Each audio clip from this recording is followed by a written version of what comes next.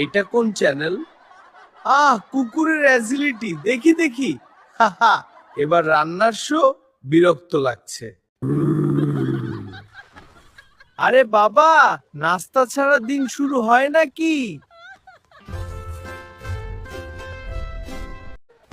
ভাগ এখান থেকে।